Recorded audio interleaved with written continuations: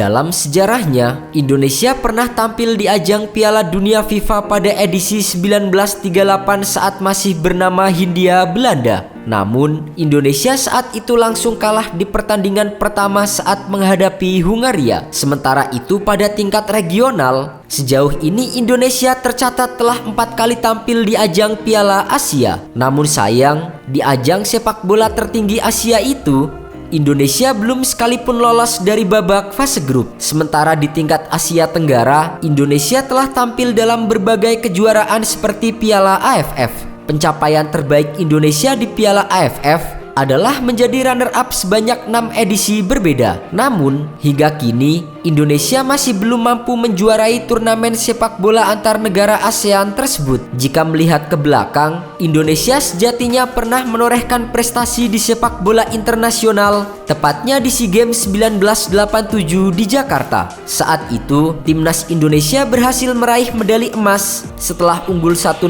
melawan Malaysia di partai final. Bersama pelatih Berthe Matula Pelwa, Indonesia saat itu tampil cukup ciamik dan menjadi juara SEA Games cabang sepak bola untuk kali pertama dalam sejarah. Tak hanya itu, banyak juga pemain timnas yang disekolahkan ke Eropa untuk belajar bermain sepak bola saat itu. Dibiayai penuh oleh negara, para pemain muda dikirim untuk menimba ilmu di negara Italia. Di sana, pemain-pemain seperti Kurniawan Dwi Yulianto belajar tentang sepak bola modern ala Eropa. Sepak bola Indonesia saat itu dipimpin oleh Cardono sebagai Ketua Umum PSSI yang menjabat sejak tahun 1983 hingga 1991. Ia mampu memoles timnas Indonesia menjadi macan Asia yang disegani. Selain menjuarai SEA Games sepak bola 1987, timnas Indonesia kembali meraih kesuksesan di ajang yang sama pada tahun 1991. Bahkan, Indonesia sempat merasakan melaju sampai ke babak semifinal Asian Games 1986 di era kepemimpinan Cardono.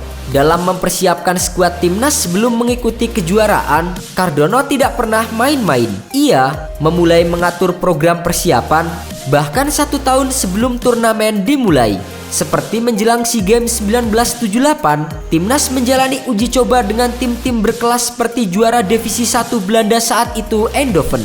Menghadapi tim kuat asal Eropa, Indonesia saat itu mampu menahan imbang Eindhoven dengan skor 3-3. Saya sangat puas dan gembira dengan hasil yang dicapai. Hanya saja mereka masih perlu diberi latihan stamina lagi sebelum bertemu Jepang. Lewat serangkaian uji coba melawan tim kelas dunia dan persiapan matang, hasilnya timnas Garuda berhasil meraih medali emas SEA Games 1987. Sementara itu di SEA Games 1991, timnas Garuda menutup kejayaan kontingen Indonesia sebagai juara umum di pesta multicabang yang diselenggarakan di Manila, Filipina. Skuad Indonesia yang saat itu diperkuat oleh nama-nama seperti Yusuf Eko Dono, Maman Suryama, Widodo Cahyoputro, Robby Darwis hingga kiper andalan Edi Hartono berhasil mengalahkan Thailand lewat drama adu penalti 4-3 setelah bermain imbang tanpa gol di waktu normal. Suasana haru sedih menjadi suatu yang menyebut pesta kemenangan Indonesia saat itu. Tak hanya para pemain,